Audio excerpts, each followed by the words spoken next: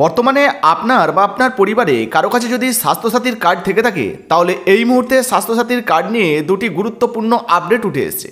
আর এই আপডেটগুলো বা তথ্যগুলো আপনাদের অবশ্যই জেনে রাখা প্রয়োজন, না হলে ভবিষ্যতে কিন্তু আপনারা সমস্যায় পড়তে পারেন। তো স্বাস্থ্যসাথী কার্ড নিয়ে নতুন কী আপডেট উঠে এসেছে, কী কী পরিবর্তন রয়েছে, সমস্ত কিছু এক এক করে জানাবো। তাই ভিডিওটা একটু স্কিপ না করে পড়ে দেখুন। আপনি যদি আমাদের চ্যানেলে নতুন আসেন অবশ্যই চ্যানেলটিকে সাবস্ক্রাইব করে পাশে থাকবেন, আর ফেসবুক থেকে দেখলে পেজটা ফলো করতে ভুলবেন না। চলুন শুরু করা যাক।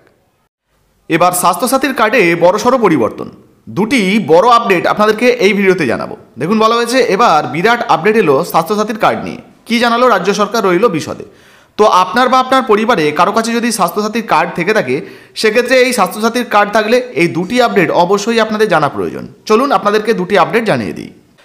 তো দেখুন বন্ধুরা, প্রথমেই এখানে বলা হয়েছে এখন থেকে স্বাস্থ্যসাথীর কার্ডের যে অ্যাপ্লিকেশন রয়েছে বা অ্যাপ, সেই অ্যাপে ব্যবহার করা হবে জিও ট্যাগিং, যার মানে হলো কোনো তথ্যের সঙ্গে ভৌগোলিক অবস্থানের সংযুক্তিকরণ এবং কৃত্রিম বুদ্ধিমত্তার প্রয়োগ।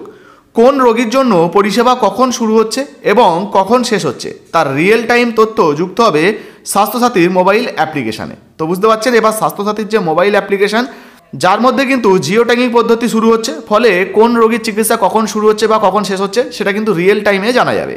বন্ধুরা, স্বাস্থ্যসাথী নিয়ে পরের যে পরিবর্তন দেখুন, বলা হয়েছে স্বাস্থ্যসাথী কার্ড দেখিয়ে আর বেসরকারি হাসপাতালে আর কিন্তু হাড়ের অস্ত্রোপচার করানো যাবে না। অর্থাৎ হাড় সম্বন্ধীয় যে সমস্ত অস্ত্রোপচার বা অপারেশনগুলো, সেগুলো কিন্তু আর বেসরকারি হাসপাতালে এই স্বাস্থ্যসাথীর কার্ড দিয়ে আপনারা করতে পারবেন না।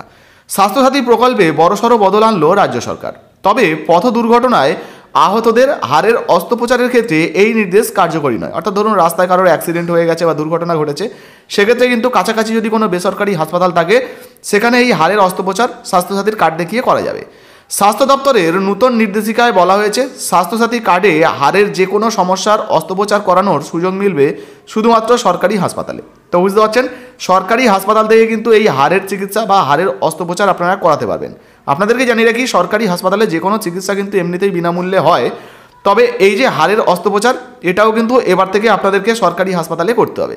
তো যদি আপনারা না জেনে শুনে কোনো বেসরকারি হাসপাতালে চলে যান, সেক্ষেত্রে কিন্তু আপনারা চিকিৎসা নাও পেতে পারেন। তো বুঝতে পারলেন, এই ছিল স্বাস্থ্যসাথী কার্ড নিয়ে গুরুত্বপূর্ণ দুটি আপডেট। তো এই মুহূর্তে আপনার বা আপনার পরিবারে কারো কাছে স্বাস্থ্যসাথী কার্ড আছে কিনা অবশ্যই নিজের কমেন্ট বক্সে কমেন্ট করে জানিয়ে দেবেন। ভিডিও ভালো লাগলে ভিডিওতে একটি লাইক দিয়ে ভিডিওটা ফেসবুকে হোয়াটসঅ্যাপে বেশি বেশি করে শেয়ার করবেন, আর ফেসবুক থেকে দেখলে পেজটা ফলো করবেন। ধন্যবাদ।